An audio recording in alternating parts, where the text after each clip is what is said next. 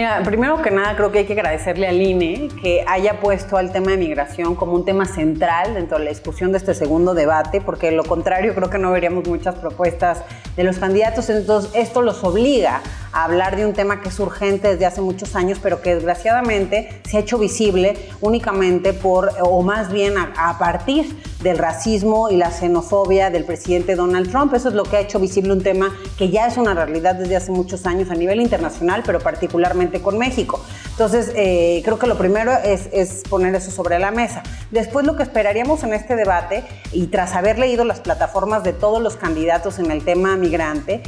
a mí me gustaría saber más del detalle. Es decir, todos hablan de la defensa y del amor a los mexicanos en Estados Unidos, inmigrantes en general, pero queremos ver ese amor traducido en qué tipo de instituciones proponen, qué andamiaje institucional y qué presupuestos proponen para llevar a cabo esta defensa, tanto en Estados Unidos como para, por ejemplo, echar a andar un modelo del retorno mucho más integral, mucho más empático, mucho más a la medida, un modelo de retorno que realmente entienda que no es lo mismo alguien que estuvo 1 año, que 2, que 40, si tiene hijos o no, si cometió realmente un crimen la persona, y creemos que ese es uno de los retos importantes. Sí hablan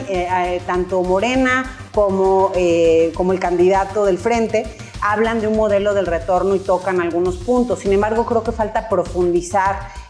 más de los detalles en este modelo transversal, transitar de algo que hoy está concentrado a través del INAMI, el programa Somos Mexicanos, meramente en la recepción del migrante. Yo te recibo, te doy una torta, te doy dinero para que regreses a tu lugar de origen, muchos trípticos para que veas mucha información. Creo que tenemos que transitar de esto que está concentrado en la recepción a una política de Estado que ponga el acento en la reintegración emocional, identitaria, social, económica, laboral, educativa, etcétera, de nuestros migrantes en retorno. Eso por un lado. Otro de los temas ausentes en las plataformas y que queremos escuchar este domingo y me parece que por eso que qué bueno que se hace en Tijuana, porque es muy simbólico. Primero, porque es el punto de repatriación de los 11 que hay y los 3 vuelos a la Ciudad de México, el que más gente recibe retornada o deportada desde 2007. Y segundo, porque también es un punto muy emblemático en el sentido de estas poblaciones varadas que en el intento de entrar a Estados Unidos se han quedado en nuestro país, y eso va a suceder cada vez más. Tan solo durante 2017 tuvimos casi 15,000 solicitudes de asilo, de refugio, cuando anteriormente teníamos 1,000, 2,000 o 3,000 máximo. Entonces sí estamos viendo todo un fenómeno nuevo y ahí no vemos propuestas más que en el sentido de respetar los derechos humanos de estos migrantes en tránsito, que es muy importante porque también de pronto estamos violando estos derechos y estamos exigiendo a Trump algo que nosotros no estamos dando a los centroamericanos en tránsito ni a aquellos que piden refugio en nuestro país. Pero creo que tenemos que ir otra vez un poquito más allá. ¿Cómo vamos a integrar de manera exitosa estas poblaciones que cada vez más se van a quedar en nuestro país? ¿Qué vamos a hacer con los menores no acompañados, con los niños de circuito, con todas estas poblaciones que están en un mayor riesgo y vulnerabilidad? Que el crimen organizado también está ávido de contratar a muchos de estos menores porque les sirve para ciertas tareas dentro de la cadena criminal. Entonces, ¿cuál es la propuesta ahí para integrarlos mejor, para no solamente tener una visión asistencial o puramente del respeto de derechos humanos, sino para respetar sus derechos humanos también requerimos transitar a modelos de inserción mucho más adecuados, algo que también hemos propuesto nosotros desde Agenda Migrante, que dimos además esta agenda firmada y elaborada por más de 660 grupos de organizaciones migrantes y tan solo uno de ellos con más de 1,200 afiliados. Entregamos en propia mano de los candidatos, porque ese fue mi compromiso con los migrantes, una serie de propuestas en 7 ejes que consideran, por ejemplo, tener albergues productivos. Tenemos que dejar de pensar solo en lo asistencial. ¿Cómo vamos a hacer esto más sustentable? La migración es una realidad mundial. México además es un país de recepción, de expulsión, de tránsito, y eso pues nos pone una vara más alta. Creo que no tenemos ni siquiera las instituciones todavía adecuadas para ello. Entonces queremos escuchar los candidatos cómo van a llevar a cabo esta relación bilateral. Además, se da en un momento en donde Trump nos está insultando como siempre, pero de una forma más dura, creo, el llamarle animal a una persona. No importa si se refería también a las maras, porque al final del día son personas. Y creo que un presidente, un mandatario de un país como Estados Unidos o cualquier otro tendría que ser respetuoso. México tiene que exigir, como ya envió esta carta, pero queremos escuchar de los candidatos cómo, además de la exigencia, qué otras instancias van a utilizar, cómo va a ser su colaboración en este sentido y en vísperas de que esto va a continuar de una forma compleja con Trump, con un aumento del 43% en los arrestos, se triplicó el número de personas detenidas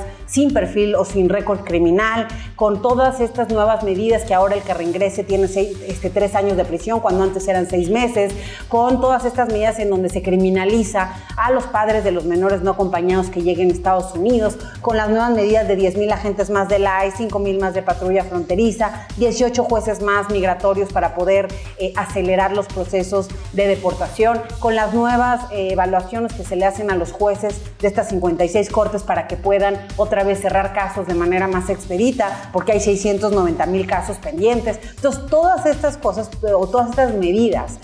tomadas por Trump y su gabinete, creo que nos tienen que llevar a los candidatos a proponer cuál va a ser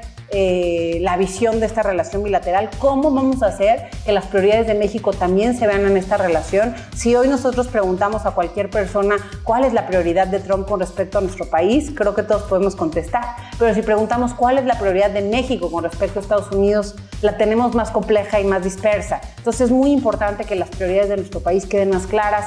Urge, y más con lo que sucedió en estos días de los insultos y que sucedió hace 2 semanas con el tema de los centroamericanos y que sucedió hace un mes y con todo esto que ha venido sucediendo de insultos constantes y de mentiras y fake news del presidente Trump y su gabinete, urge que México ponga sobre la mesa negociaciones integrales y queremos ver si los candidatos nos hablan de eso. Algo trae el frente ya mencionado de esta negociación integral. En ese sentido también Morena en algunas cuestiones plantea un bloque en el norte interesante en el tema económico y social, pero queremos escuchar más de este detalle y cómo vamos a ponerle contrapesos a Estados Unidos, es decir, intercambiarle cuestiones como la seguridad, en donde México juega un papel fundamental para ellos, la cooperación que hay en la frontera sur, en fin, muchas situaciones que sí les convienen a ellos, en donde México coadyuva, y es muy importante hoy dejárselo claro más al presidente Trump, que con este tipo de comportamientos, pues México no puede seguir colaborando en estas instancias ni en estas materias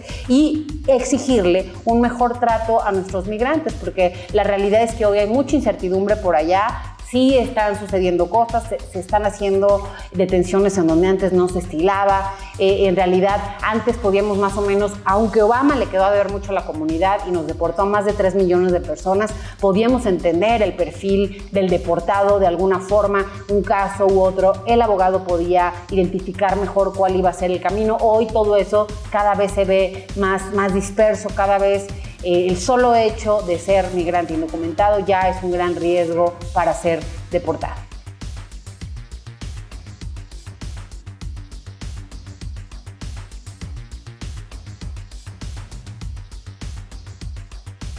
En el tema migratorio, me parece que el gobierno, incluso el presidente Peña, a pesar de todo lo que Trump ha hecho, si bien sí han hablado muchos políticos, las autoridades han hecho algunas acciones a favor de incluso los deportados, han hablado de la defensa en Estados Unidos, creo que hoy, más que nunca, se tiene que poner al centro de la relación bilateral a los migrantes, a las personas, verlos no solo como un número, sino como millones de historias de vida, porque son ellos y son sus familiares, recordar que son familias ya binacionales, entonces por eso creo que las personas son lo más importante. Hoy lo que hemos visto es que el gobierno le da peso mucho al TLC, mucho a los temas comerciales, pero mucho menos a las personas, y creo que eso es lo que sí queremos ver distinto en un presidente, y ojalá que los candidatos puedan mostrar con sus propuestas que las personas importan y que nuestros migrantes realmente están siendo parte de su agenda, y no solo nuestros migrantes, lo que decíamos, también todos estos migrantes en tránsito. ¿Cómo vamos a incluso armar bloques? Creo que con 50 consulados en Estados Unidos,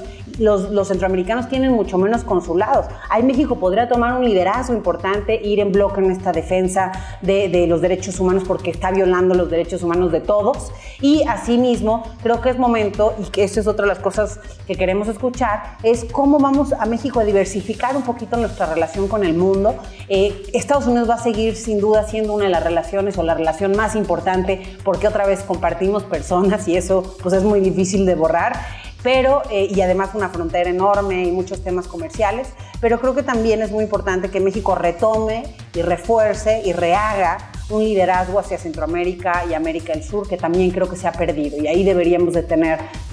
ciertas conexiones mucho más fuertes y ver cómo en esta relación bilateral van a ir a otras instancias, la Comisión Interamericana de Derechos Humanos, cómo van a sumar al mundo en estas ofensas que Trump nos ha hecho para estar en contra y para manifestarnos que esto es inadmisible, y que entonces sí la próxima vez se lo piense 2 veces, porque creo que si no vamos a tener este tipo de casos cada medio mes, ¿no?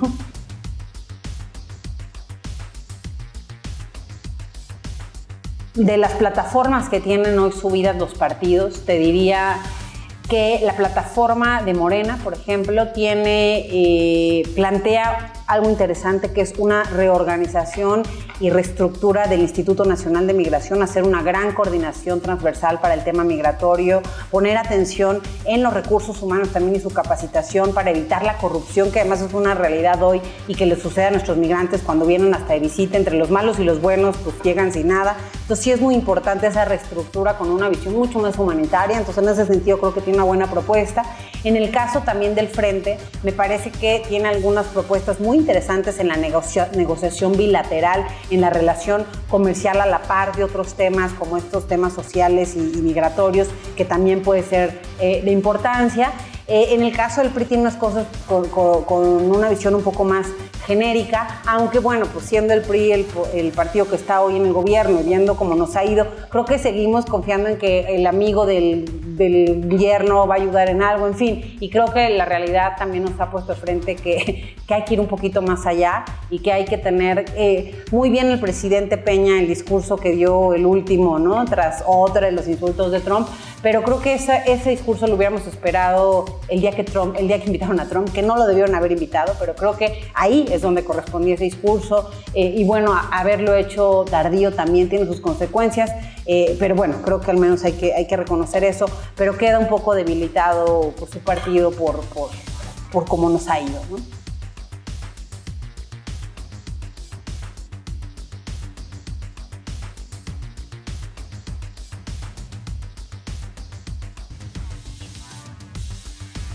Pues creo que depende de quiénes estamos hablando. Hay gente que, como bien dices, tiene muy definido su voto y no importa qué digan y qué pase, creo que van a seguir votando por el mismo candidato. Pero sí creo que hay una buena parte de indecisos, o habemos una buena parte de indecisos a los que sí nos importa saber qué dicen, qué proponen, quién está haciendo las mejores propuestas,